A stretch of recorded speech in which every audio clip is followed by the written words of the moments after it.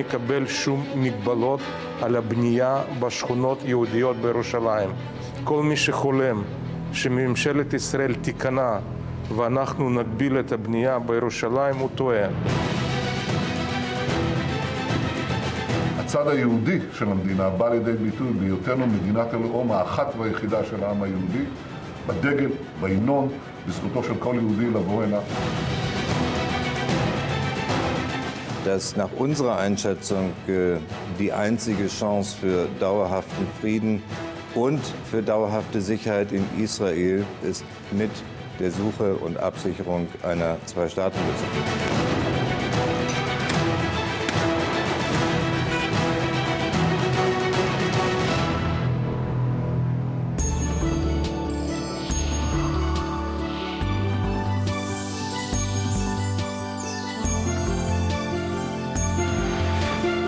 Lundi 17 novembre 2014, bonjour à tous et bienvenue dans votre Morning. Nous sommes ensemble pour 2 heures d'actualité à décrypter en compagnie de nos invités.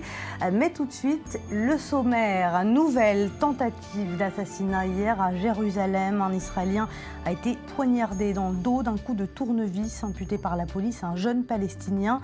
Tout ça sur fond de tension diplomatique grandissante entre Israël et l'Union européenne. On y reviendra dans un instant.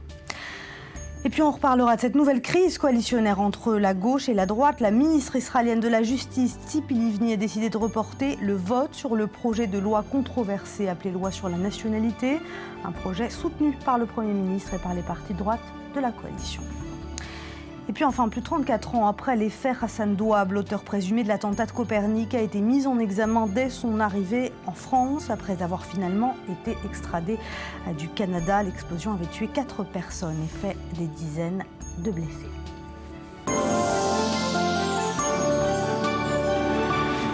Il est 8h à Tel Aviv et on accueille sur ce plateau Emmanuel Navon. Bonjour, professeur de relations internationales à l'université de Tel Aviv. Simcha Epstein également, bonjour. Vous êtes historien et professeur de sciences politiques à l'université hébraïque de Jérusalem et Cyril Amar. Alors avant de faire les gros titres de la presse avec vous, on va se rendre à Jérusalem où se trouve notre correspondant et journaliste Daniel Haïk. Daniel, bonjour. On reparle de la mort suspecte de ce chauffeur de bus palestinien cette nuit qui réveille des tensions. Que sait-on de ce nouveau drame ce matin? Mais écoutez, pour l'instant, on ne connaît pas encore les circonstances exactes de la mort de ce chauffeur d'autobus. Alors, c'est un chauffeur d'autobus qui a été retrouvé hier soir pendu dans son bus dans le parking central de la compagnie d'autobus Eged à Givat Shaoul, un quartier de l'ouest de Jérusalem, il faut le préciser. Le corps a été retrouvé apparemment sans signe de violence, et c'est la raison pour laquelle la police et les sauveteurs ont affirmé qu'il s'était suicidé. Mais certains Palestiniens affirment qu'il aurait été assassiné, apparemment, par des habitants juifs de Judée-Samarie, l'ont dit à l'agence de presse palestinienne, qui a même parlé de lynchage. Alors, effectivement, dans ce genre de cas, c'est bien entendu l'autopsie qui devrait déterminer les circonstances exactes de la mort de ce chauffeur palestinien. Il faut noter qu'à la suite de cette information, de la diffusion de cette information, des heurts se sont produits ou se seraient produits. On n'a pas encore exactement l'importance le volume de ces affrontements dans 3 quartiers arabes de l'est de la capitale avec les forces de police israéliennes. Alors, un peu avant, c'était un Israélien qui a été poignardé. Est-ce que la police est toujours sur le qui-vive? On sait que le suspect n'a pas encore été retrouvé. Oui, effectivement. Là aussi, c'était hier soir, plutôt en début de soirée, un Israélien de 32 ans qui a été donc agressé au cœur de Jérusalem. Apparemment, un jeune Palestinien qui l'a poignardé à l'aide d'un tournevis. L'agresseur a réussi à s'enfuir. Il n'a toujours pas été retrouvé par les forces de sécurité. Effectivement, c'est un nouveau cas d'attentat, apparemment d'attentat qui fait suite à ceux qui se sont produits la semaine dernière, l'un dans le sud de Tel Aviv, l'autre dans le Gush Etzion à proximité de Jérusalem. C'est ce qu'on appelle ici le terrorisme populaire, c'est-à-dire ces actes isolés de Palestiniens contre des citoyens israéliens. On peut parler d'un retour au calme ce matin dans les rues de la ville? Écoutez, malgré tout, il faut bien reconnaître que depuis vendredi, à l'issue des prières sur l'esplanade du mont du Temple qui se sont déroulées dans le calme, en dépit de la présence de plusieurs milliers de jeunes qui étaient admis pour la première fois donc sur l'esplanade du mont du Temple à la suite du sommet qui s'était tenu la veille à Amman avec le Premier ministre Benjamin Netanyahu, le roi Abdallah et John Kerry. Eh bien, on assiste malgré tout à une sorte de retour au calme relatif et précaire, mais effectivement, il faut bien reconnaître que la moindre petite étincelle peut faire exploser, dirons-nous, le baril de poudre sur lequel repose actuellement Jérusalem, en particulier les quartiers arabes de la capitale. Merci beaucoup Daniel Laïc en direct de Jérusalem. Emmanuel Navon, est-ce qu'on a crié trop vite à l'intifada? On sent qu'il y a encore des tensions, mais on ne peut plus vraiment parler d'émeute aujourd'hui. La question n'est pas de savoir quelle est la définition à donner à ce genre d'émeute. La question est de savoir comment juguler cette situation, comment la calmer pour le futur. Puisque ces genres d'émeutes, vous savez, les intifadas, même les chiffres qu'on leur donne ne sont pas exacts. Il y en a eu dans les années 20, dans les années 30, la révolte arabe de 1936. Ce n'est pas ça la question. Ce n'est ni la définition ni le chiffre des intifadot. Il y a eu ces derniers jours des tentatives de calmer la situation, en particulier avec les rencontres entre le Premier ministre israélien et le roi de Jordanie sur la question du mont du Temple.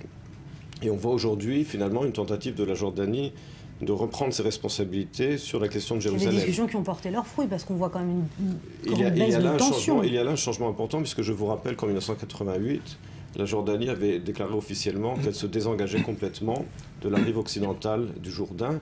Et c'est dans ce vide qu'est rentré l'OLP à l'époque, et que Arafat, donc le 15 novembre 1988, avait déclaré l'indépendance de l'État palestinien sous la tutelle de l'OLP. Donc il y a là, je dirais, un certain renversement de la situation, dans la mesure où Abbas, lui, est en concurrence avec le Hamas pour ses discours extrêmement violents, son incitation à la haine, et où la Jordanie semble reprendre progressivement ses responsabilités sur Jérusalem, et peut-être demain sur la rive occidentale du Jourdain.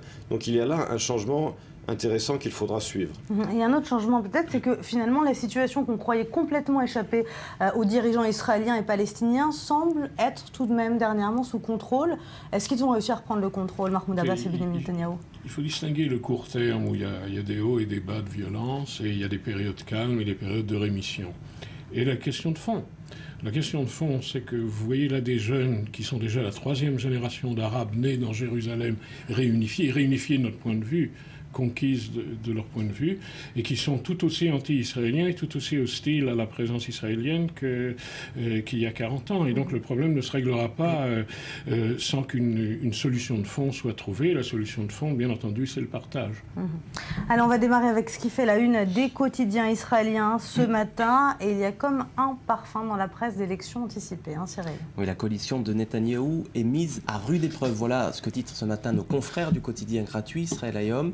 L'épreuve du budget 2015, tout d'abord, que le ministre des Finances, Yair Lapid, souhaite faire voter tel quel, faute de quoi il menace à demi-mot de quitter la coalition. Et puis, autre désaccord, cette fois-ci, vous l'avez dit, Eleonore, autour d'une loi fondamentale à valeur constitutionnelle, puisque vous le savez, l'État d'Israël ne possède pas de constitution, une loi qui vise à consacrer Israël comme État juif.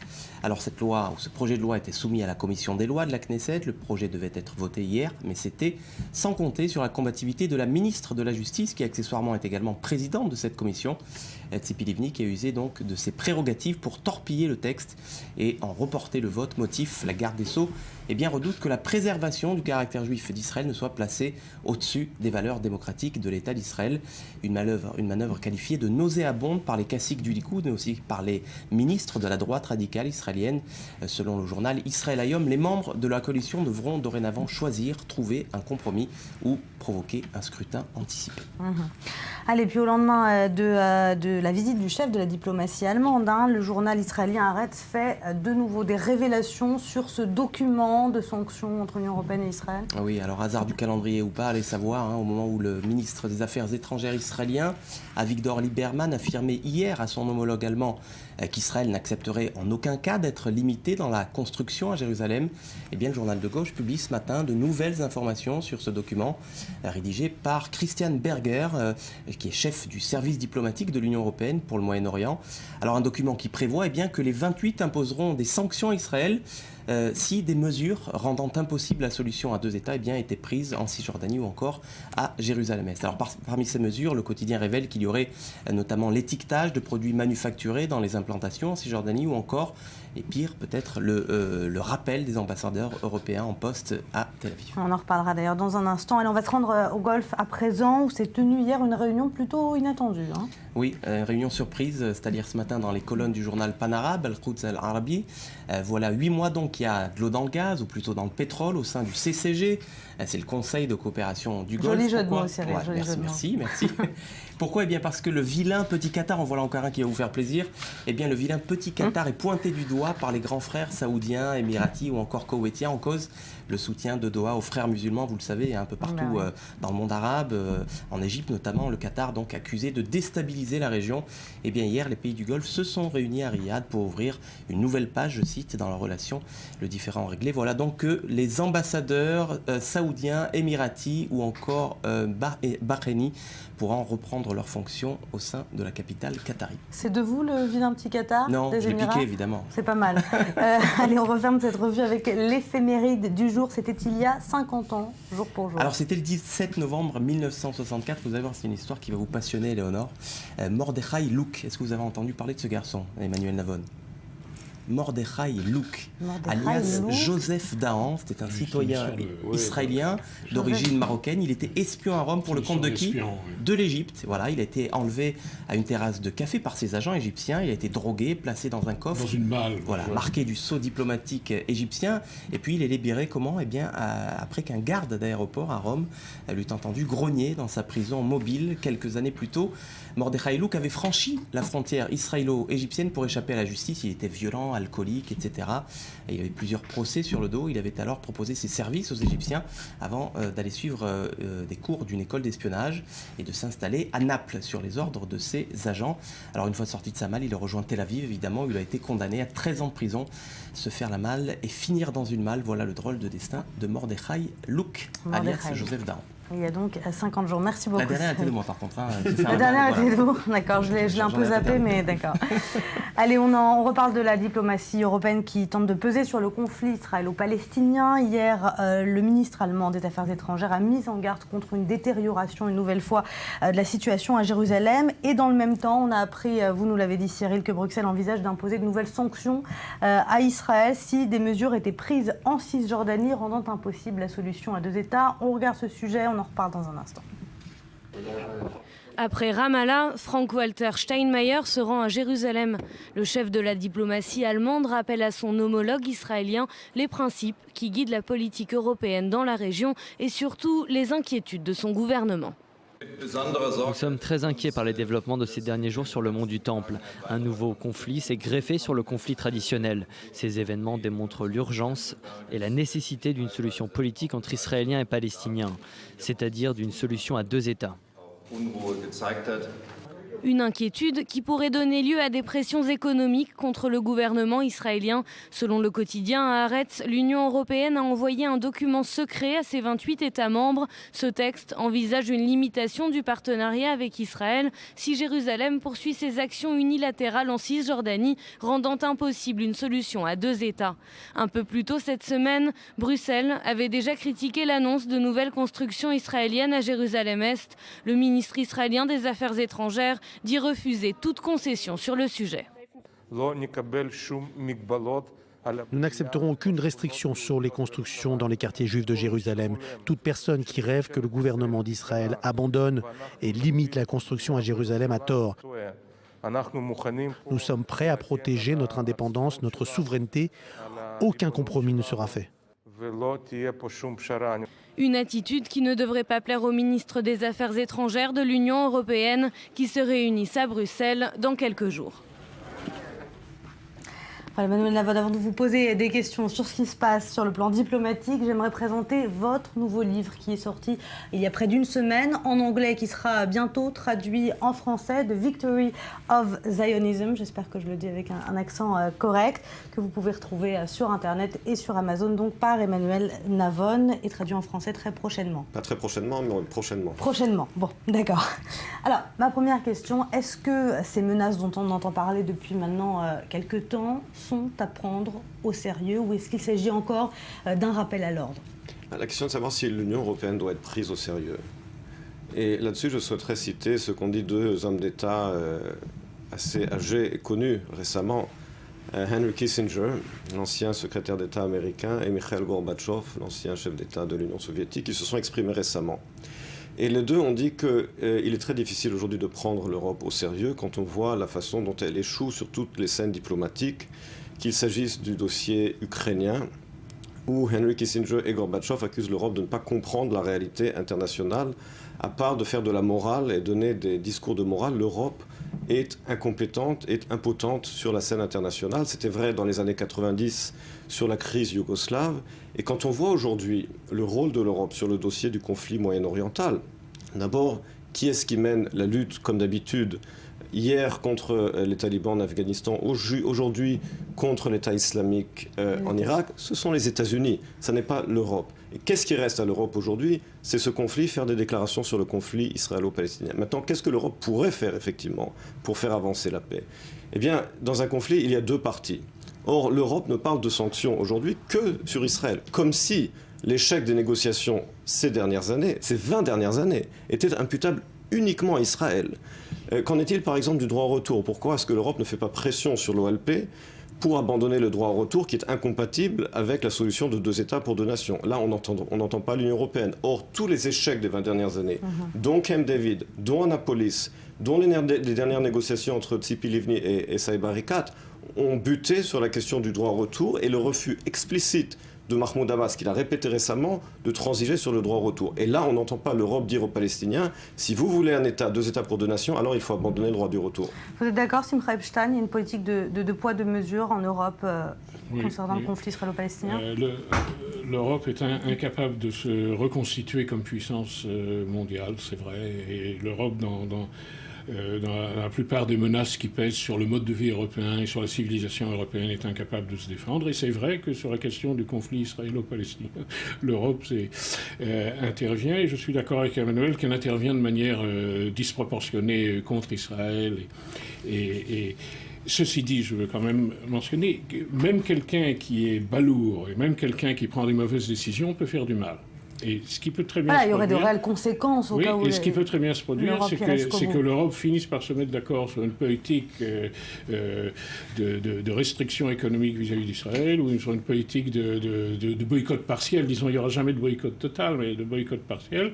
Et ça, nous aurons à en souffrir. Et donc, le front européen ne doit pas être abandonné. Et tout ce que ça implique, ça doit être... nous devons investir dans cette direction.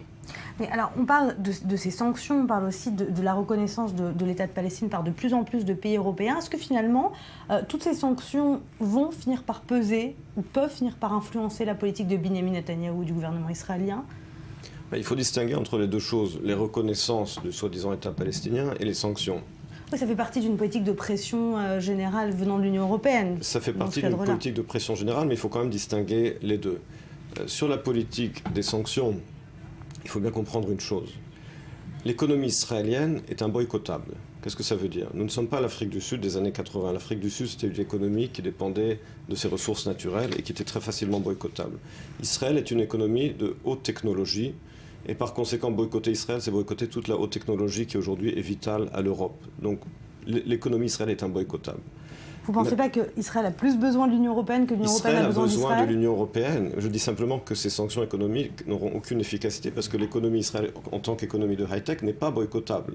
L'Europe a également besoin d'Israël. L'Israël a également besoin de l'Europe. C'est notre premier partenaire commercial. Mais n'oubliez pas que l'Europe n'est pas non plus le seul partenaire commercial d'Israël. Israël développe de plus en plus ces dernières années ses relations commerciales avec l'Inde, avec la Chine, avec le Japon. Et Israël a d'autres options commerciales. D'autres options. Vous êtes d'accord, Simcha Epstein? Israël a d'autres options et peut se passer de l'Europe? Je n'ai pas dit peut se passer de l'Europe. J'ai dit que l'Israël peut diversifier ses relations économiques. À d'autres options. Je ne suis pas du tout d'accord avec ce que dit Emmanuel. L'Europe peut boycotter Israël. Deuxièmement, le high-tech n'est qu'une fraction relativement petite de notre produit national brut. Ça représente à peu près 10%. Le reste, nous travaillons sur des industries classiques. Mais surtout, Emmanuel, l'Europe est grande, Israël est petit. C'est vrai qu'Israël est très développé sur le plan high-tech. Ça ne veut pas dire que l'Europe a besoin de nous. Ça ne veut pas dire que l'Europe a besoin de nous. En d'autres termes, il y a là une disproportion dans le rapport des forces qui est très clair. Et c'est pourquoi un boycott ne serait pas une catastrophe totale. Un boycott européen ne serait pas une catastrophe totale, mais se traduirait chez nous par une hausse très nette de tous les facteurs négatifs, à savoir une hausse de chômage, une baisse de croissance, avec tout ce que ça implique. On n'est pas déjà dans une position merveilleuse sur le plan économique. Ça peut vraiment peser d'un poids lourd. Il y a un moyen aujourd'hui d'apaiser justement les tensions entre l'Union européenne et Israël. Est-ce qu'Israël pourrait prendre des mesures pour un petit peu calmer le jeu ? Oui, alors là c'est très simple et c'est une mesure que devrait prendre le gouvernement, que sa stratégie soit une stratégie de gestion de crise ou que sa stratégie soit une stratégie d'essayer de faire la paix. Les deux stratégies sont possibles. Gestion, eh bien, dans les deux cas, il faut négocier. Dans les deux cas, il faut initier des rapports, premièrement avec les pays de la région, comme la Jordanie et l'Égypte, et deuxièmement avec les Palestiniens. C'est-à-dire, quel que soit le but final vers lequel un gouvernement israélien censé, et je dis même un gouvernement de droite, pas d'extrême droite, mais un gouvernement de droite, irait, il devrait aller vers une relance du processus diplomatique, même si son but n'est pas... Qui apaiserait un peu les esprits partout dans le monde. Qui a pour effet automatique et immédiat pour certains Européens. Il y a certains Européens qui sont directement anti-israéliens et systématiquement quoi que fasse Israël. Il y a d'autres Israéliens qui ne le sont, d'autres Européens qui ne le sont pas. Et donc une politique d'initiative diplomatique et de développement de négociations, même si le but final n'est pas la paix dans 3 ans ou la paix dans 2 ans, aurait pour effet d'apaiser les esprits.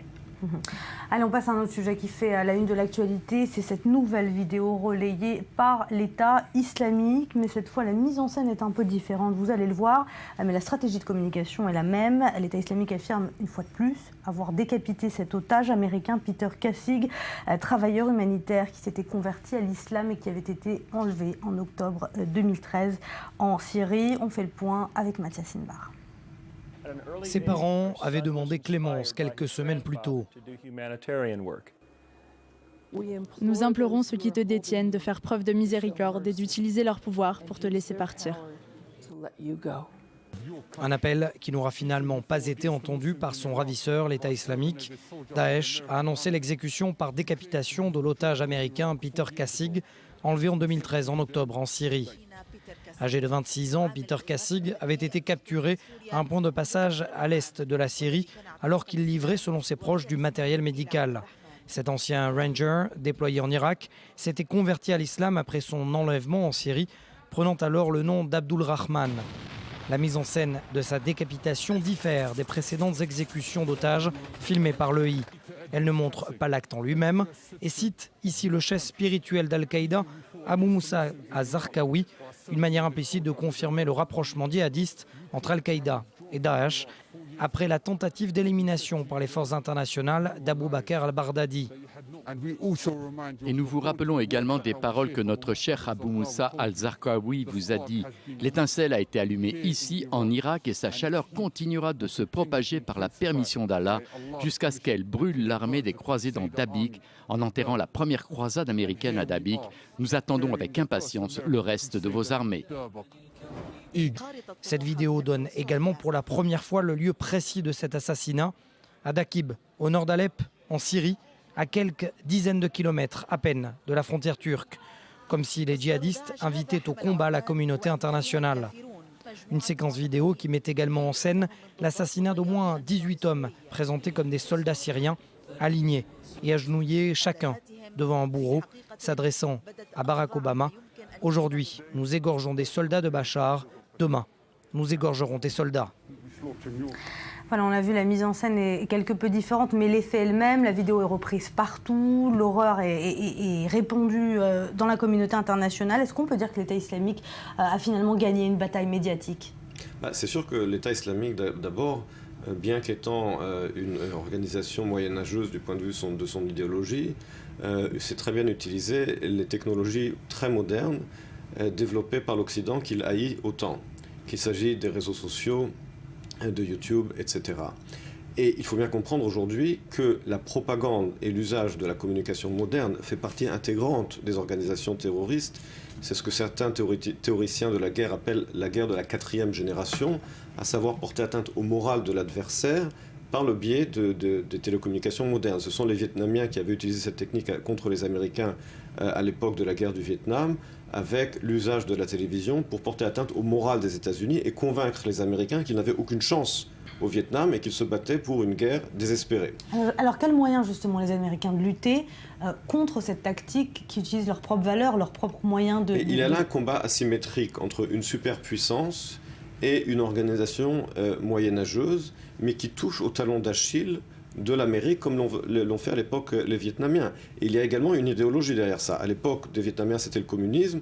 Aujourd'hui, c'est l'islamisme radical. Il est indiscutable qu'il y a là un talon d'Achille de l'Occident. Et sur cette lutte asymétrique, il faut bien comprendre que l'Occident a besoin également d'une fermeté idéologique. Si l'Occident ne se sent pas qu'il se bat pour certaines valeurs, alors on voit difficilement comment il peut se battre. Ça ne suffit pas d'avoir la supériorité technologique, comme l'a prouvé la guerre du Vietnam. Il faut avoir certaines convictions.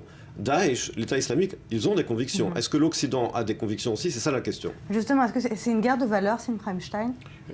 C'est absolument une guerre de valeurs, mais je voudrais répondre à une question que vous avez soulevée tout à l'heure. Qu'ont fait les Américains? Alors, ce qu'ils ont fait, les Américains, ils ont développé des budgets énormes dans les universités en prenant des chercheurs pour essayer de comprendre, pour essayer de faire rien. Rien, absolument rien. C'est comme les Français pendant la guerre d'Algérie ont développé la guerre psychologique. Rien. Rien. Et c'est clair que la solution n'est pas dans l'affrontement au niveau psychologique ou au niveau des méthodes de propagande. L'affrontement est un affrontement de fond. Et la question est de savoir si... Mais comment on lutte? Vous parlez d'un affrontement de fond. Comment lutter par le fond? Il faut développer des méthodes de guerre qui sont des méthodes de guerre qui tiennent compte du fait qu'il s'agit d'un conflit, bien entendu, asymétrique, à savoir que l'ennemi vit dans la population civile, se réfugie sous la population civile, utilise la population civile et que l'Occident, par définition, ne peut pas détruire de façon massive la population civile. Je pense à la guerre civile algérienne au début des années 90, où les islamiques massacraient par milliers, par centaines leur propre population, à savoir la population algérienne. Par chance, si vous voulez, dans cette guerre civile qui s'est terminée par la victoire des nationaux face aux islamistes, les nationaux, étaient particulièrement brutaux dans les méthodes qu'eux aussi employaient, si vous voulez.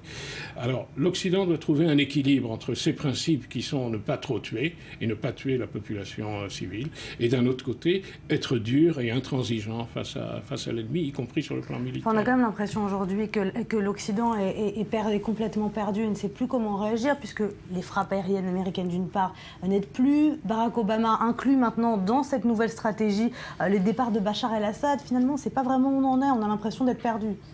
Bien entendu, il y a une grande confusion dans la politique américaine au Proche-Orient. Barack Obama, depuis le début sur la question du dossier syrien, n'a jamais eu une position claire. Il a d'abord menacé avec ses fameuses lignes rouges.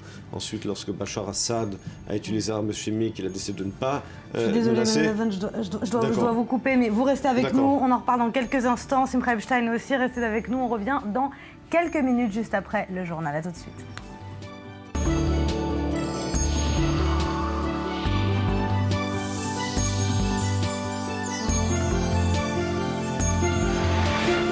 De retour sur le plateau du Morning, il est 8h42 et nous sommes toujours en compagnie d'Emmanuel Navon, professeur de sciences politiques à l'Université de Tel Aviv, et Simcha ou Simon Epstein, professeur de sciences politiques également et historien à l'Université hébraïque de Jérusalem. Et nous a rejoint Dror Even-Sapir, analyste politique sur i24 News. Bonjour Dror.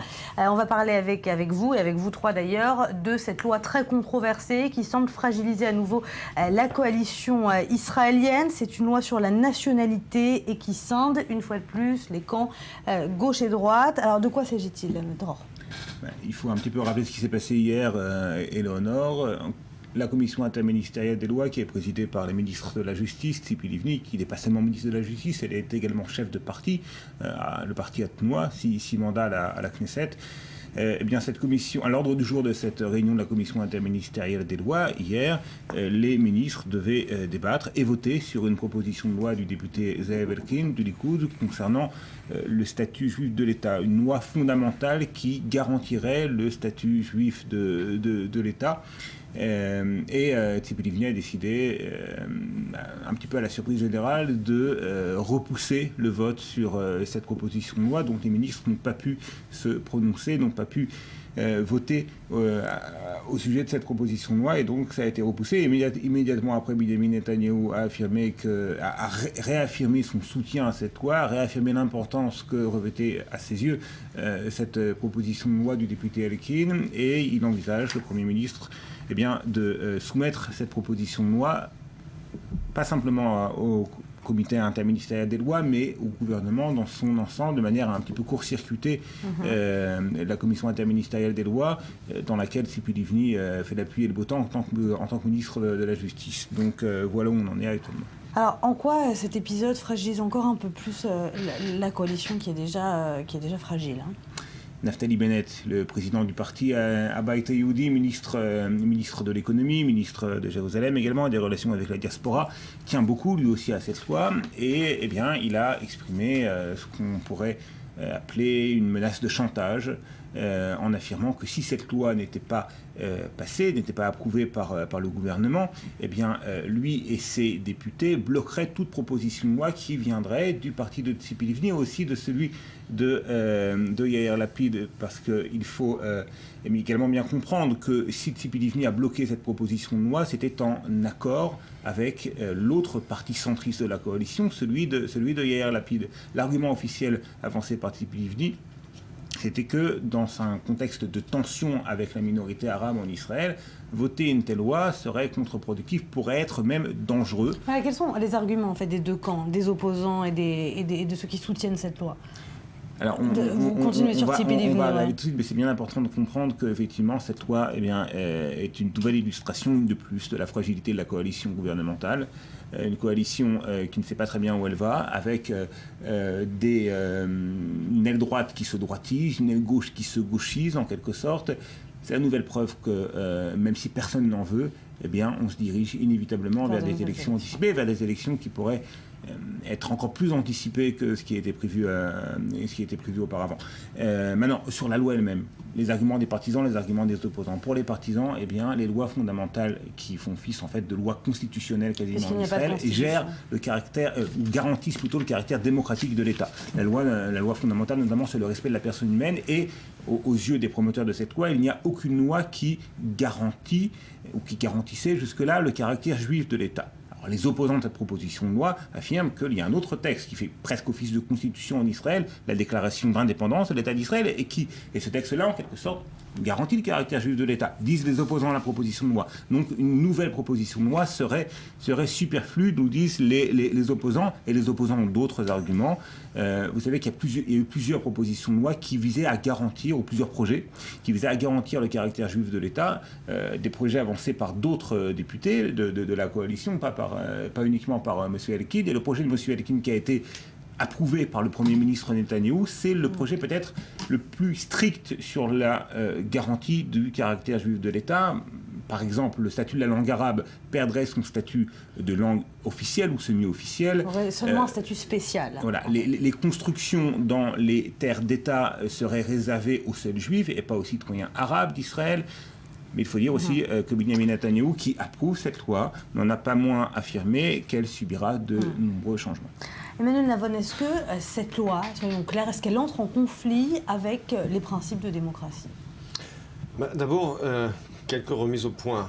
La déclaration d'indépendance de l'État d'Israël, contrairement à ce que disent certains, ne garantit pas le caractère juif de l'État d'Israël. Pourquoi? La déclaration d'indépendance parle de l'établissement d'un État juif en terre d'Israël. Non. État juif, nous déclarons par la présence l'établissement d'un État juif en terre d'Israël dont le nom sera État d'Israël. Maintenant, il y a eu un arrêt de la Cour suprême en 1948 qui s'appelle Zivre contre Gornik et qui déclare clairement que la déclaration d'indépendance ne fait pas effet, n'a pas de force constitutionnelle. Donc il y en a uniquement quelque chose de déclaratif et pas de constitutionnel. Donc l'État d'Israël... Il n'y a pas un risque en essayant de constitutionnaliser le caractère juif de l'État d'Israël, un risque de porter atteinte à la démocratie? Est-ce qu'on pose cette question concernant tous les États-nations, par exemple en Europe? Est-ce que quelqu'un pose la question de savoir si la Slovaquie ne veut pas être à la fois slovaque et démocratique, que la République tchèque... Est-ce que le caractère slovaque de l'État slovaque est inscrit dans la Constitution? C'est ça la question. Dans beaucoup d'États démocratiques, oui. La Constitution déclare à la fois l'identité de l'État, la séparation des pouvoirs et les droits individuels. Donc oui, la plupart des constitutions dans le monde déclarent l'identité de l'État. Les lois fondamentales de l'État d'Israël, malheureusement, Israël n'a pas de constitution. Israël n'a pas de constitution, Israël a uniquement des lois fondamentales. Et il y a une loi fondamentale qui effectivement traite de la liberté individuelle, la loi de 1992 sur la liberté humaine, mais il n'y a pas de loi fondamentale sur le caractère juif de l'État d'Israël. Ça voudrait dire qu'être israélien, ça veut dire être juif, forcément? Pas du tout, mais pas du tout. Lisez le texte de loi. Le texte de loi ne dit aucunement qu'être israélien, c'est être juif, pas du tout. Le texte de loi parle très clairement d'égalité totale de tous les citoyens, quelle que soit leur ethnie, leur religion, etc., conformément à la déclaration d'indépendance. Simplement, la loi donne un effet constitutionnel à la déclaration d'indépendance qu'elle n'a pas depuis l'arrêt Ziv contre Gornik de 1948. Maintenant, évidemment, la question de savoir, j'imagine qu'on va pouvoir en parler, pourquoi est-ce que cette loi vient maintenant? Il y a toute une explication qu'on pourra donner si on a le temps, mais ça, on pourra en parler. D'accord, mais justement, on va parler de pourquoi cette loi vient maintenant. C'est une question de timing, c'est peut-être aussi une question d'élection anticipée. On en a parlé il y a un instant de rare, mais j'aimerais qu'on revienne quand même sur les termes de cette loi. Est-ce qu'il n'y a pas un risque de préférence nationale dans cette loi? Il y a plus qu'un risque de préférence nationale. Cette loi, sous certains aspects, est stupide et inutile. Sous d'autres aspects, elle est dangereuse et discriminatrice. Alors, on parlait de la Slovaquie tout à l'heure. Il y a en Slovaquie une minorité hongroise et il y a un problème de savoir quels sont les droits de la minorité hongroise. Israël est un État où il y a des minorités nationales. Il y a des États où il n'y a pas de minorité nationale, comme en France ou en Angleterre, et dans ce cas-là, il n'y a pas de problème, où il y a d'autres problèmes. Il y a des États où il y a des minorités nationales, qui sont essentiellement les États d'Europe de l'Est. Nous appartenons à cette catégorie, il y a une minorité nationale. Et la question, c'est de savoir comment la majorité se comporte vis-à-vis de la minorité. Ça, ce sont les aspects dangereux de cette loi. Parce que cette loi, telle qu'elle est rédigée, et elle est rédigée par des gens de droite qui sont en fait des gens d'extrême droite, a pour but de permettre une discrimination officielle de la minorité arabe sur des questions linguistiques, c'est le truc le plus aberrant, sur des questions de terre et d'allocation des ressources, ce qui est moins aberrant et plus dangereux, si vous voulez. Ça, ce sont les aspects dangereux de cette loi. C'est une loi qui permet la discrimination des minorités, alors que jusqu'à maintenant, nous avions un système où il y avait quand même des discriminations. Il y a des discriminations dans tous les pays, nous ne sommes pas différents des autres pays. Mais là, cette loi a pour but de donner une base constitutionnelle à ces discriminations. Et il y a un autre aspect, et je veux insister là-dessus, c'est l'aspect stupide. L'aspect stupide et inutile de cette loi. Nous sommes une des plus vieilles nations de la Terre. Et personne n'a jamais mis en doute qu'Israël était un État juif avec des minorités. À partir du moment où on pense devoir dire qu'on est un État juif, d'abord on n'impressionnera pas nos ennemis ne seront pas plus impressionnés parce qu'il y aura un texte disant qu'on est un État juif concernant l'avenir. Nos ennemis ne seront pas plus impressionnés. Quant à l'intérieur, nous introduisons d'une part la discrimination vis-à-vis des minorités nationales, mais nous introduisons encore un autre facteur de trouble, et je le dis en une phrase. C'est le problème de la définition de qu'est-ce que c'est qu'un juif, parce que les juifs sont une nation. Je l'ai dit, nous sommes les plus vieilles nations de la Terre, c'est nous qui avons inventé le monothéisme, et notre contribution à l'histoire humaine est au-delà de tout notre poids dans l'histoire. Et maintenant, on va commencer à donner une définition. La définition sera donnée sur une base religieuse, et non pas nationale. Et une des conséquences de cette loi, une des conséquences les plus lointaines de cette loi, c'est pas simplement qu'on va discriminer les Arabes, grâce à cette loi, c'est qu'on va aussi, je vais employer un mot politiquement correct, on va aussi embêter les non-religieux à l'intérieur de la majorité juive. C'est faux, je souhaite réagir parce que c'est faux. Je souhaite quand même réagir parce que, d'abord, je souhaite... Juste terminer en une phrase. Cette loi est à la fois stupide et inutile sous certains aspects, dangereuse sous d'autres. Voilà. Alors, la question est de savoir, est-ce que Ruth Gavison est stupide, parce qu'elle soutient cette loi, elle a fait partie le professeur Ruth Gavison. Je vous rappelle que parmi les initiateurs de cette loi, en 1911, celui qui a soumis la loi, c'était Avi Dirter du parti Kadima. Il avait la signature de presque tous les membres du parti Kadima.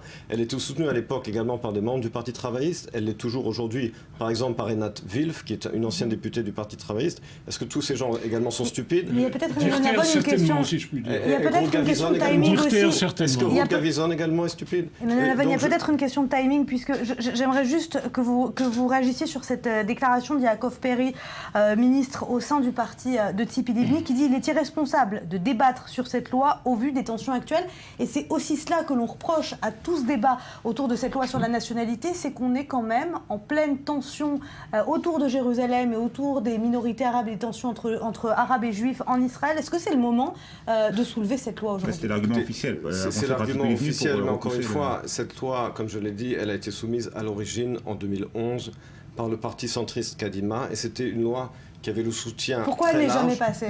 Elle n'est jamais passée parce que Tzipi Livni, à l'époque, une fois qu'elle est devenue chef du parti Kadima, a exigé de tous les membres du parti Kadima de retirer leur signature uniquement pour se venger contre Avi Dichter, qu'elle déteste. C'est de la pure politique, tout ça. Ne nous fâchons pas la face. C'est de la politique intérieure de Tzipi Livni et du parti Kadima. Présenter cela aujourd'hui comme une initiative de droite, factuellement, c'est faux, puisque c'est une initiative qui est venue du parti Kadima, qui a le soutien, entre autres, de Enad Vif, du parti travailliste, qui est un du parti professeur... centre-droite, quand même, le parti Kadima. Oui, enfin de centre, on peut l'appeler de centre-gauche, de centre-droite, mais ça n'est pas un parti de droite. Et même chose de Enad Wilf du Parti travailliste, son ancien député du Parti travailliste, même chose de Ruth Gavizon, la professeure Ruth Gavizon. Maintenant, il faut comprendre une chose, c'est qu'il y a en Israël depuis les années 90 ce qu'on appelle la révolution constitutionnelle de Aaron Barak. Il y a un phénomène en Israël depuis 20 ans, il faut bien le comprendre, dans lequel Aaron Barak a ouvert les portes de la haute cour de justice à tout le monde, en éliminant le droit de standing, en décidant que la Haute Cour de justice peut annuler des décisions du gouvernement, des lois de la Knesset, pas seulement si elles sont illégales, mais également déraisonnables d'après la Cour suprême elle-même. Et cela a ouvert une boîte de Pandore ces 20 dernières années, dans laquelle cela est utilisé par des organisations telles que Iftar, telles que Adala, des organisations qui sont contre le caractère juif de l'État d'Israël, qui utilisent cet outil pour annuler des lois et des décisions du gouvernement qui ont trait au caractère juif de l'État d'Israël. Donc il y a une brèche juridique qui n'est pas traitée légalement. C'est ça le but de cette loi. Mais les termes, on n'est pas encore d'accord sur les termes de la loi, puisque Benjamin Netanyahou a dit qu'il voulait une version un petit peu plus modérée de cette loi, contrairement à celle qui a été proposée. C'est justement la raison pour laquelle Ruth Gavizon est impliquée dans la rédaction de cette loi, qu'il y a plusieurs versions, mais je rappelle que la professeure Ruth Gavizon elle-même est en faveur de cette loi. Emmanuel, des professeurs, je peux en citer une liste comme ça, une liste comme ça. Est-ce qu'elle est de droite, Ruth Gavizon? Le fait qu'elle soit... Non, mais on ne discute pas de Ruth Gavizon. Tu as dit que c'est une loi de droite. Non, oui, c'est absolument une loi de droite. C'est une loi de droite et même d'extrême droite. Est-ce que Ruth Gavizon est d'extrême droite? Elle peut se tromper, beaucoup de gens peuvent se tromper, mais ça n'a pas d'importance, le problème n'est pas là. On ne joue pas à des listes de... Tu as dit que l'origine de la loi, c'était Dichter, et c'est à lui que je pensais quand je disais que c'était une loi stupide. Alors, absolument, je le sais très bien, c'est à lui personnellement que je pensais. Je veux revenir sur un point que Emmanuel a soulevé. Si la question est la bataille contre ceux qui disent qu'Israël doit être l'État de tous ses habitants, qui est une position de l'ultra-gauche et de nombreux militants arabes, si c'était ça le problème, alors il y aurait un grand soutien, et moi personnellement je considérais que c'est légitime et justifié de trouver une solution juridique à ceux qui disent c'est pas un État juif, c'est l'État de tous ceux qui habitent. C'est ce que disent les promoteurs de la loi. Non, parce que quand je lis le texte, oui, mais quand je lis le texte de la loi, je découvre qu'il y a des choses qui n'ont strictement rien à voir avec ça. Par exemple, le problème de la langue arabe, par exemple. Et les Arabes, même si Israël est un État juif, il est tout à fait normal qu'une population qui représente 20% de l'ensemble de la population puisse s'exprimer librement, et d'ailleurs elle le fait. Ce que reconnaît le projet de loi. Non, mais le projet de loi... Alors, il le dit clairement. Non. Deuxièmement, le problème de l'administration des terres, le problème des discriminations sur le plan c'est pour vous donner un cadre législatif à ces discriminations. Donc, si la question n'était que... Pardon ? C'est donner un cadre législatif à ces discriminations. Si la question n'était que de trouver une réplique juridique à ceux qui exigent la déjudaïsation complète de l'État et sa transformation en une espèce d'État amorphe de tous ses habitants, ce serait tout à fait justifié. Je ne pense pas... Enfin, je pense que ce n'est pas le but de ceux qui, aujourd'hui, ont repris l'initiative malheureuse de ce brave Dichter. En tout cas, vous le voyez, cette loi crée toujours autant de polémiques. Merci beaucoup, Simran Shraïm. Merci Emmanuel Navod et de politique. Et Dror Even Sapir d'avoir été avec nous. Dans un instant, on revient sur Hassan Douab, l'auteur présumé de l'attentat de Copernic, qui vient d'être extradé du Canada et est de retour en France. À tout de suite.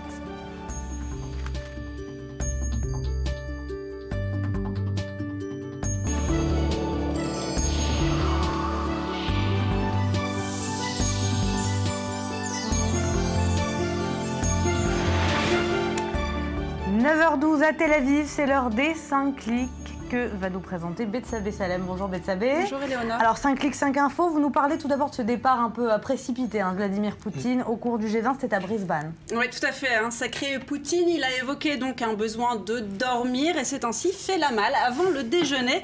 Et qui plus est, un déjeuner de travail. Poutine a séché le déjeuner, nous dit le Parisien. Et non seulement il fait faux bond à ses hôtes australiens, qui se donnent un mal fou pourtant pour détendre l'atmosphère entre l'Occident et la Russie, mais en plus, dans la délégation russe, on nous dit oui, le déjeuner ce n'est pas important, c'est du blabla. Alors les médias ne sont pas dupes, il a quitté Brisbane sous la pression, nous dit par exemple le Huffington Post, la pression des dirigeants, donc des critiques quant à l'attitude de la Russie à l'égard de Kiev et encore pression, certains vont même beaucoup plus loin. Le Point nous raconte un Poutine harcelé avec cette illustration de manifestants en faveur de l'Ukraine en marge du sommet.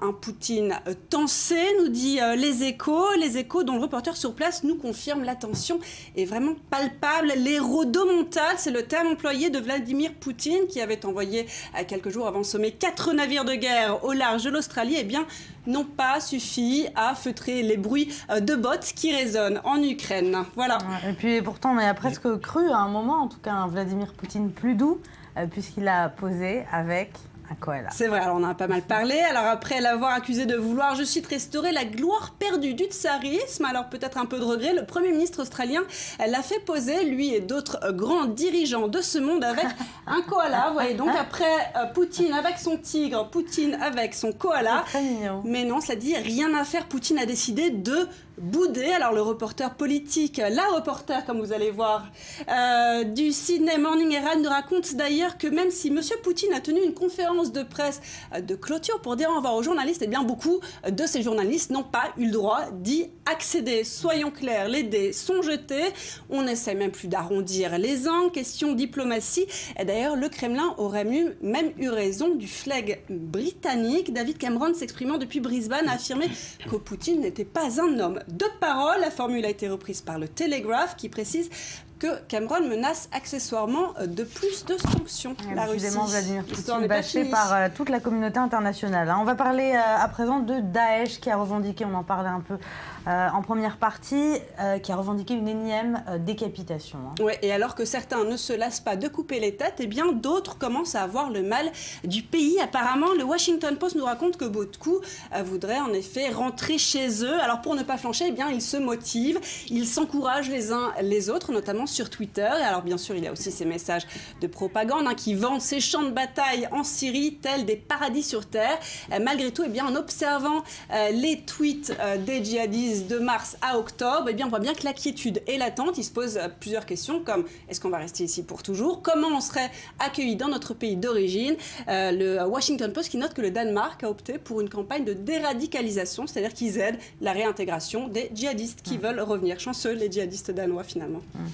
Allez, sans transition, la médecine chinoise ne serait pas appréciée par tous les médecins chinois. Ouais, alors que les médecines douces sont tendance, eh bien, zone de turbulence, nous dit Courrier International pour la médecine chinoise. En fait, c'est un médecin chinois qui les pointe du doigt, ces praticiens, en disant que notamment la toxicité n'a pas été, la non-toxicité n'a pas été démontrée, et il a par ailleurs publiquement carrément défié, avec récompense à l'appui, les praticiens chinois de démontrer qu'ils pouvaient prouver une grossesse avec un taux minimal de 80%, parce que pour l'instant, ils diagnostiquent avec le pouls et apparemment, ça ne marche pas forcément. Allez, on reste dans le registre santé avec une étude qui va faire grincer des dents les amateurs des salles de gym. Oui, c'est le Figaro Santé qui nous met en garde. Une étude paraîtra bientôt dans une revue scientifique, Building and Environment, qui conclut notamment que l'air de ces salles de gym serait chargé en polluant, comme quoi on aurait dû se fier à l'odeur. Et Éléonore... C'est vrai que l'odeur n'est pas terrible dans les salles de gym. C'est la raison pour laquelle moi j'y vais jamais. Vous n'avez jamais, hein? Non, c'est pas votre truc. Et bien du coup, vous passez à côté des polluants, Cyril, et en fait, il y aurait pas mal d'agents chimiques, de substances qui viennent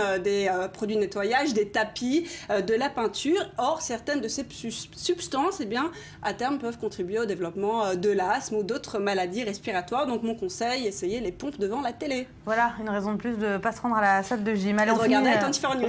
Regardez 24 News, oui.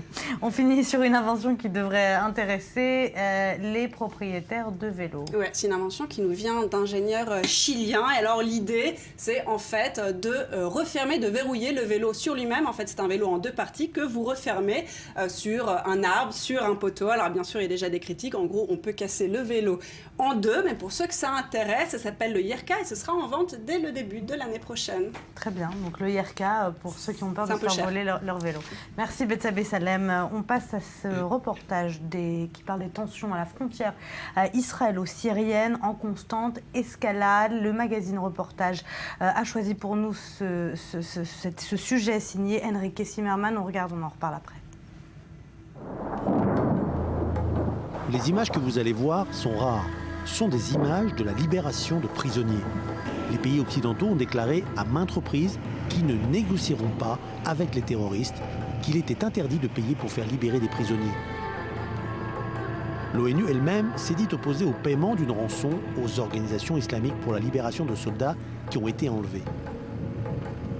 Des déclarations seulement médiatiques, la réalité semble en effet différente selon nos sources sur le terrain. Pour libérer ces otages sans les mettre en danger, l'ONU serait prête à aller très loin, peut-être même jusqu'à faciliter le transfert de dizaines de millions d'euros aux mains d'organisations terroristes.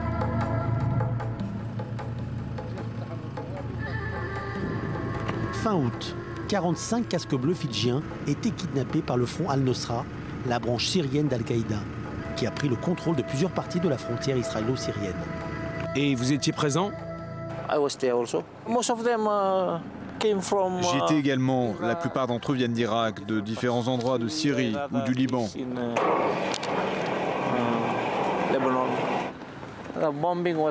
L'explosion a été provoquée par les rebelles contre cette barrière.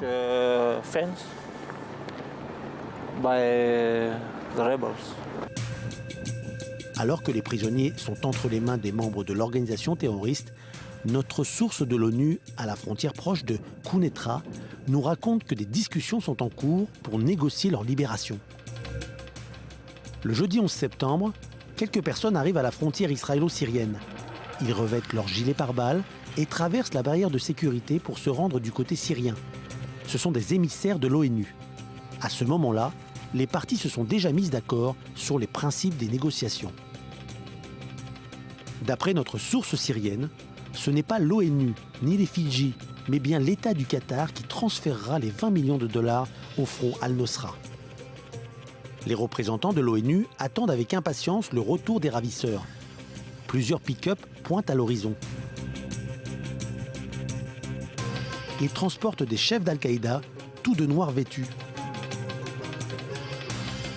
Comme nos caméras le montrent, tout cela se passe à quelques mètres seulement de la frontière israélienne.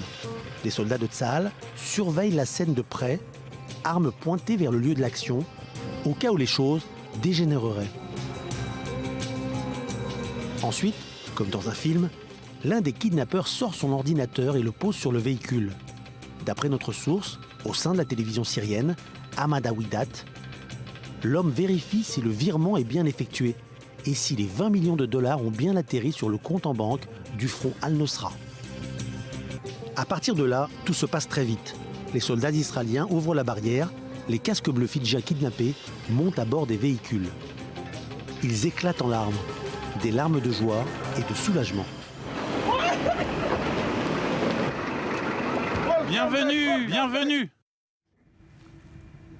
Voilà pour cet extrait de reportage que vous retrouverez ce soir dans l'émission Reportage présentée par Stéphane Calvo.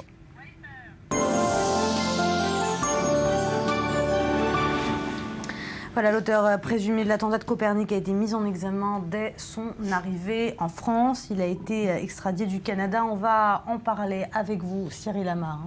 Oui, Éléonore, c'est la fin d'une saga judiciaire qui dure depuis 7 ans, depuis 2008, 34 ans après les faits.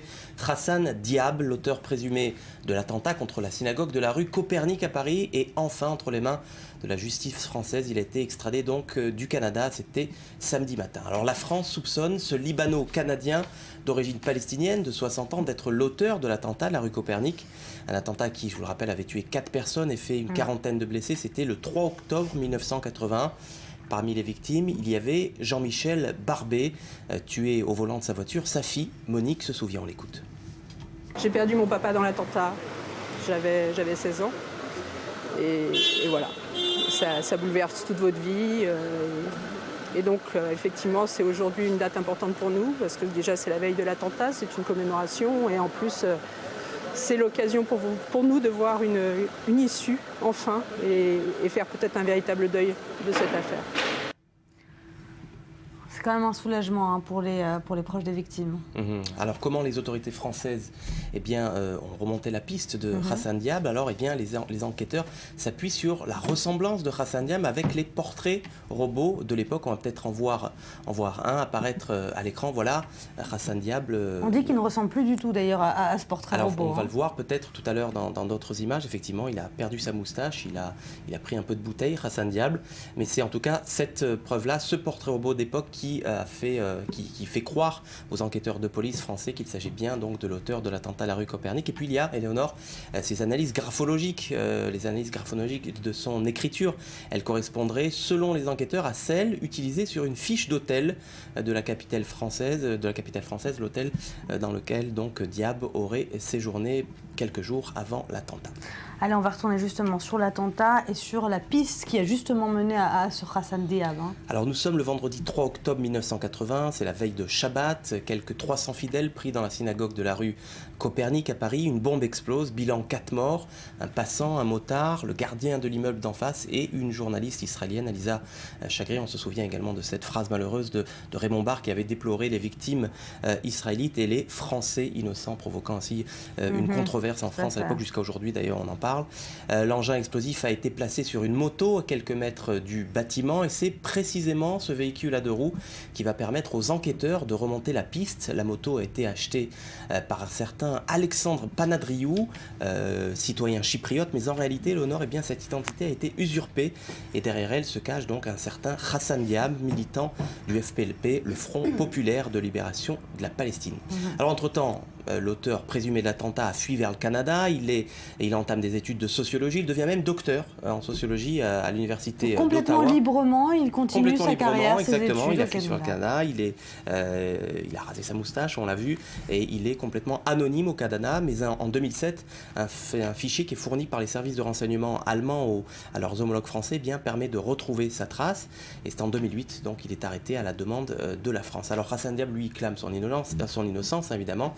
Il y aurait, selon lui, erreur sur la personne. Il y a même des comités de soutien à Hassan Diab, des gens qui manifestent dans la rue pour crier à l'injustice, justement, face à cette extradition. Il fait appel à maintes reprises au Canada, mais rien n'y fait. Il est extradé samedi vers la France. Donc, on connaît la suite. On attend donc l'ouverture de son procès. Alors, il a pris un avocat, maître Stéphane Bonifaci, qui reste très confiant parce que pour lui, les preuves sont plus que faibles. Vous allez voir, on l'écoute. Il faut faire attention à ce que la douleur des victimes, que nous comprenons tous, ne soit pas utilisée pour obtenir la condamnation de quelqu'un contre lesquels les preuves, pour reprendre l'expression de la justice canadienne, sont faibles. C'est possible qu'on soit trompé, Cyril Amar? C'est possible que les autorités soient trompées? La justice le dira, mais je pense que si la France insiste tant depuis 8 ans, c'est qu'elle a des preuves, contrairement à ce qu'avance l'avocat, des preuves plutôt fiables. En tout cas, c'est un grand soulagement pour les familles des victimes, mais aussi pour la communauté juive française. Oui, en témoigne d'ailleurs cette réaction du CRIF, le Conseil des représentatifs des institutions juives de France, par la voix de son président, Roger Kuckerman. C'est un vrai soulagement, nous dit-il. Ça a une valeur symbolique très forte, car c'était le premier acte terroriste contre les Juifs. Et le fait que cet acte ait été impuni était douloureux. Il est important de montrer que, quel que soit le délai, la justice passe et qu'on ne peut pas commettre de tels attentats sur le sol français. Alors justement, le dernier attentat de cette ampleur contre une communauté juive, c'était à Buenos Aires, on s'en souvient finalement. Est-ce qu'on peut parler de la même forme d'attentat? Oui, c'est intéressant parce qu'on est dans une période où on parle beaucoup de la dérive religieuse du conflit israélo-palestinien, on parle d'une guerre de religion, etc. Là aujourd'hui, c'est visiblement un militant palestinien du FPLP qui s'en prend à une cible juive qui n'a rien d'israélien. Il s'avère qu'une journaliste israélienne était là par hasard, mais la cible visée était une cible juive, tout comme vous l'avez dit, l'attentat qui a visé le centre communautaire juif à Buenos Aires. Cette fois-ci, derrière l'attentat se cachait le Hezbollah. C'était une époque, donc dans les années 80, où les attentats palestiniens étaient difficiles à perpétrer à l'intérieur même des frontières israéliennes. Donc les organisations terroristes tentaient tout simplement de perpétrer aux cibles juives ou israéliennes à l'étranger. Plus possibilité de détourner les avions, puisque là, la compagnie aérienne nationale israélienne avait renforcé son dispositif de sécurité. Donc tout simplement, on s'en prenait à des cibles israéliennes ou juives à l'étranger, des cibles beaucoup plus faciles à viser. Affaire à suivre, donc Rassan Diab qui a été mise en examen sur le sol français. Restez avec nous, on revient dans quelques minutes pour la suite du Morning, juste après un court journal. Merci à vous, Betsabé Salam et Cyril Hama.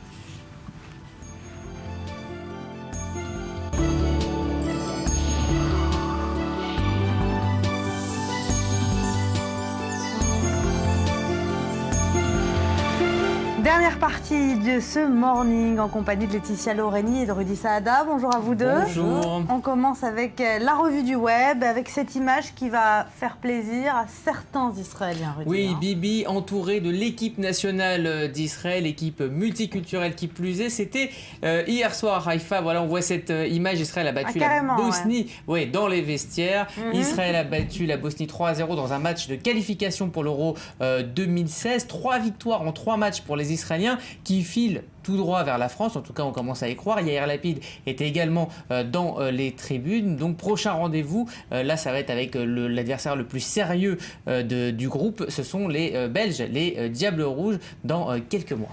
Allez, pour en venir à Bibi, c'est un petit goût de campagne politique, tout ça. Allez, on passe à cette vidéo, où un mystère a plané sur cette vidéo, qui était censé témoigner de la situation en Syrie.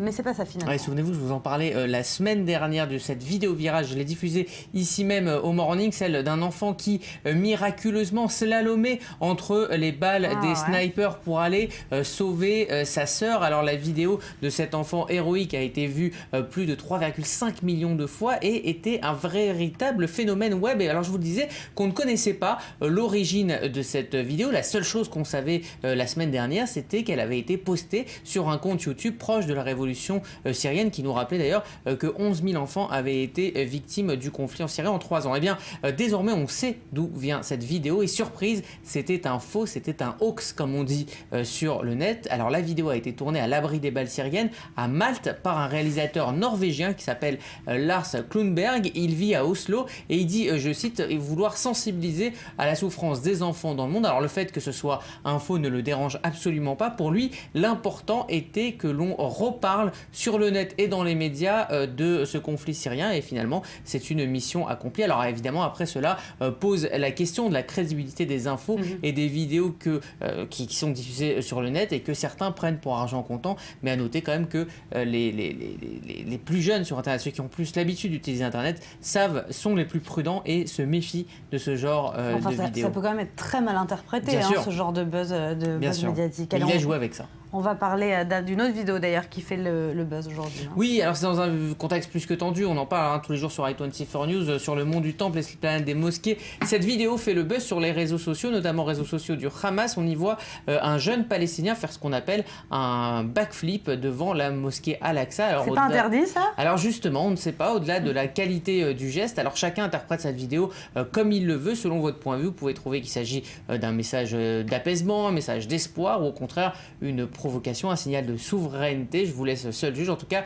cette vidéo fait le buzz sur les réseaux sociaux palestiniens. Enfin, c'est juste quelqu'un qui s'entraîne à faire un. Oui, mais le lieu est quand même assez symbolique. Mais on peut aussi ne pas y voir de symbole derrière. On peut. Allez, on part en Russie où Vladimir Poutine veut sa propre version du Wikipédia. Voilà, Wikipédia, oui, vous connaissez Wikipédia, c'est la grande encyclopédie participative mondiale mise à jour par les internautes eux-mêmes. Et bien ce matin, le Huffington Post nous révèle que Vladimir Poutine n'est pas content de Wikipédia. Il pense que l'encyclopédie ne fournit pas des informations suffisamment détaillées sur la Russie, ses régions, son fonctionnement administratif. Alors, solution contre ce qu'il appelle la propagande occidentale, et bien évidemment, c'est de lancer son propre Wikipédia. Il sera fait d'une encyclopédie en ligne qui regroupera les fonds de la bibliothèque présidentielle de Boris Yeltsin, la bibliothèque nationale russe et les archives russes, soit 50 000 ouvrages qui vont être numérisés pour être plus précis récit sur la Russie, son histoire, son héritage. Alors évidemment, au-delà de l'accès à l'info, on aura bien compris qu'on parle ici de contrôle de l'information en Russie, contrôle de l'Internet qui se renforce. Le Huffington Post nous rappelle dans son article que depuis le mois d'août, une nouvelle mesure force les blogueurs russes qui sont suivis par plus de 3000 internautes à venir s'inscrire sur un registre d'une agence de médias, de contrôle des médias de masse, qui est à peu près le même système en Iran où aussi les blogueurs doivent aussi se faire enregistrer. Ouais, on va finir sur une histoire de koala qui inclut aussi Vladimir Poutine. Oui, Vladimir Poutine, toujours. Bethsabeh, on a parlé tout à l'heure. La vraie star du G20, ce n'était ni Poutine, ni Tony Abbott, le Premier ministre australien. Mais non, c'était le fameux koala. Il a eu droit à sa photo avec tout. Il est quand même très mignon, ce koala. Il est très mignon. Il est très, très mignon. Je crois que c'est un facteur de paix dans le monde. En tout cas, tous les dirigeants, Obama, Poutine, Dilma Rousseff, vous la voyez, ont eu droit à la photo. Donc, ils avaient tous un petit peu le sourire avec ce petit koala. Mais attendez, il y en a deux là. On peut revoir la photo peut-être. Il y avait deux koalas, non? Oui, il n'y en avait qu'un. Oui, il y a peut-être son petit frère ou son cousin, je sais pas. Mais en tout cas, belle initiative en tout cas. C'est une belle initiative. Mais sur ces photos, il manque quelqu'un. Pas de câlin koala pour François Hollande qui pourtant en aurait bien besoin en ce moment. Alors évidemment, cela fait réagir le net. Alors par exemple, pour Michael Bloch, c'est le signe d'une perte d'influence pour la France, alors que pour Benoît Galvray, François Hollande est finalement une sorte de héros moderne qui ne cédait pas à la diplomatie du cute, du mignon. Peut-être qu'il est allergique. Peut-être, on ne sait pas, en tout cas il n'aura pas eu de câlin. Regardez comme lui résiste au phénomène koala, donc il ne cède pas. Mais vous remarquez quand même que Vladimir Poutine apparaît très souvent avec des animaux, c'est aussi une stratégie médiatique de se faire passer comme ça comme l'ami des bêtes. Proche de la nature, on le voit souvent torse nu sur son cheval, enfin bref, il aime beaucoup les animaux et la nature lui rend bien. En tout cas, la photo de Barack Obama aussi, j'ai beaucoup aimé. Hilar avec le petit koala. Merci beaucoup, Rudy. Je vous en prie. Allez, un mot de culture et un portrait à présent. Si le monde se divise généralement entre les scientifiques terre à terre et les artistes, une femme israélienne parvient à échapper, vous allez le voir, à cette dichotomie. Son nom, docteur Avivit Levi, c'est un portrait signé Shahar Peled et Leslie Herzog. Alors que beaucoup ont du mal à cumuler les tâches, Dr Avivit Levi semble avoir trouvé la formule pour presque tout faire. On ne peut pas tout faire tout le temps, mais on peut en faire beaucoup la plupart du temps. Cette femme juive religieuse est mère de 4 enfants, plusieurs fois diplômée. Elle est également poète et auteure, compositrice, interprète. Le docteur Lévy est en passe de devenir professeur en informatique. Elle est chercheuse en algorithmes et en structure de données. Mais ce que ses étudiants ignorent, c'est que leur enseignante est également mélomane. Rock dans l'allée des femmes mélange rock, jazz, blues et soul. Un premier concert pour Avivit dans lequel elle peut chanter les morceaux qu'elle a elle-même écrits et composés. Issue d'une longue dynastie de scientifiques érudits, elle a découvert dès son plus jeune âge le monde de la musique et des mathématiques. Je viens d'une famille qui valorise l'étude, le savoir et le travail acharné. C'est donc tout naturel pour moi. J'aimais la musique, je chantais, je jouais, j'écrivais, mais je n'étais pas sûre de pouvoir gagner ma vie en faisant cela. En continuant mon master d'informatique, j'ai également entamé une licence de musique. Mais tout n'a pas été si simple, surtout lorsqu'Avivit est devenue maman. Je me suis dit que je ne pouvais peut-être pas tout faire, que la musique serait quelque chose que j'aurais au fond de moi, mais que je ne pourrais pas partager. Forte d'une carrière scientifique de 17 ans et avec 4 enfants à sa charge, Avivit a également d'autres obligations et c'est parfois en conduisant qu'elle écrit les paroles de ses chansons. Mais pour certaines communautés juives religieuses, le chant d'une femme est perçu comme indécent. Avivit a réussi à contourner cette contrainte en se produisant devant un public presque exclusivement féminin. C'est plus difficile d'atteindre d'autres publics quand on essaie de se concentrer sur les femmes. Je comprends pourquoi ce n'est pas si populaire, mais c'est faisable. Parfois en duo, d'autres fois accompagnée de toute une chorale, Avivit tente d'intégrer son histoire personnelle dans son spectacle, un moyen pour elle de renforcer les femmes dans la sphère religieuse et au-delà. Du cinéma à présent avec Laetitia Lorraini. On va parler avec vous de ces Hollywood Film Awards. C'était vendredi dernier. La cérémonie ne s'est pas déroulée exactement comme les organisateurs l'avaient prévu. Alors oui, c'était pas vraiment un super succès, disons. Les Hollywood Film Awards, c'est la première cérémonie de récompense de la saison. Ça donne un petit peu le ton de ce qui va se passer pour les Oscars et pour les Golden Globes. Cette année, ils ont décidé de la mettre en vidéo, c'est-à-dire de la passer à la télé. Cette cérémonie, d'habitude, elle ne passait pas à la télé. Donc c'est vrai que les stars ne se défilaient pas, ne se battaient pas pour apparaître sur le tapis rouge. Mais cette année, voilà, ils ont décidé d'être un peu au même niveau que les Golden Globes et les Oscars. Sacré meilleur acteur pour son rôle de décodeur du code secret des nazis lors de la Seconde Guerre mondiale dans le film The Imitation Game, c'est Benedict Cumberbatch, l'acteur dont on a du mal à prononcer le nom. Voilà, l'acteur britannique de 38 ans. C'était un rôle, ça va vous faire rigoler, enfin je sais pas, mais c'était un rôle qui devait être joué par Leonardo DiCaprio jusqu'au jour du tournage. Mais en fait, quelques jours avant le début du tournage, il s'est désisté. Dommage, Benedict Cumberbatch va peut-être remporter l'Oscar pour ce rôle, un Oscar que Leonardo DiCaprio attend quand même depuis pas mal de temps. Ils ont leur importance aux Hollywood Film Awards, alors ils ont qu'un Golden Globe. Alors comme je vous le disais tout à l'heure, c'est vrai qu'ils ont essayé de hausser cette cérémonie au niveau des Golden Globes, au niveau et même des People's Choice, des People's Choice Awards, mais c'est vrai que la cérémonie paraissait un petit peu surfaite, présentée par Queen Latifah, qui a fait un espèce de show très surfait, avec aussi des prix qui sont attribués à des... C'est-à-dire qu'il y a plusieurs catégories de prix. On a le meilleur acteur, le meilleur second rôle, après on a aussi le meilleur breakout actress et acteur. C'est quoi ça ? C'est comme l'espoir féminin ou masculin, mais ça paraissait un peu plus dans l'idée de faire venir plus de célébrités sur le tapis rouge. On voyait qu'il n'y avait pas vraiment de... les stars ne prenaient pas vraiment au sérieux cette cérémonie. En tout cas, The Imitation Game, pour revenir à ce film dont l'acteur principal a remporté le meilleur premier rôle. C'est un film assez intéressant dont je vous ai préparé quelques images et qu'on va regarder tout de suite. On regarde tout de suite. If you speak a word of what I'm about to show you, you will be executed. It's beautiful. It's the greatest encryption device in history.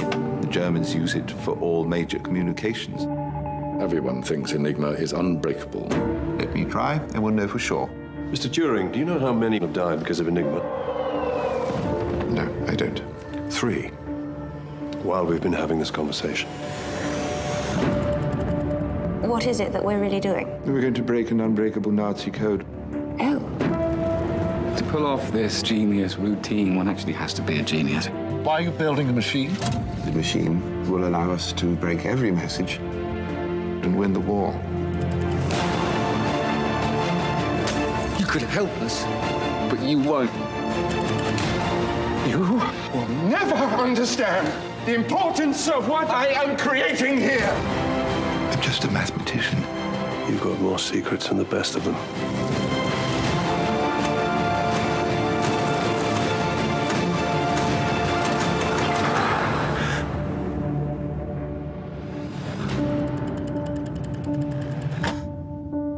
Sometimes it is the people who no one imagines anything of who do the things that no one can imagine.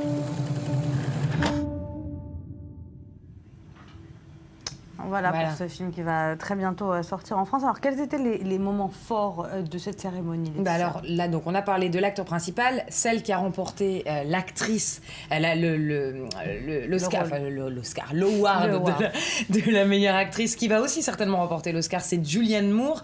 Elle a été 3 fois nominée aux Oscars. Cette fois, elle a été consacrée donc meilleure actrice pour Still Alice, qui est un film assez émouvant sur une prof de langue qui est atteinte par la maladie d'Alzheimer. Enfin, Robert Duvall, le vétéran, 83 ans, a lui remporté le prix du meilleur second rôle pour son interprétation d'un magistrat d'une petite ville américaine accusé de meurtre dans Le Juge. Et c'est Robert Downey Jr., qui est le producteur du Juge et qui aussi joue dedans, qui lui a remis son prix. Voilà.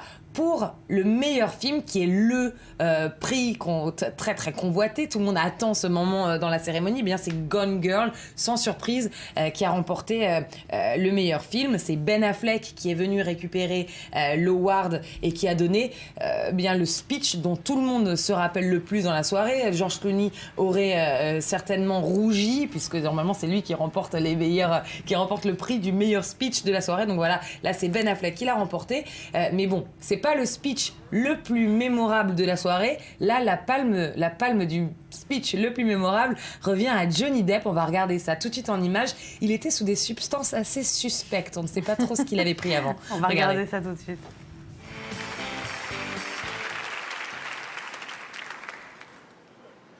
That's the weirdest microphone I've ever seen in my life. Look at it. I mean, right? All right. For decades, Shep Gordon has been one of the most beloved and respected talent managers in the music industry. He is also currently the star and subject of the documentary Supermensch, because he is a mensch. And I have been very, very lucky to have him in my life. He's someone I consider a great friend, somebody.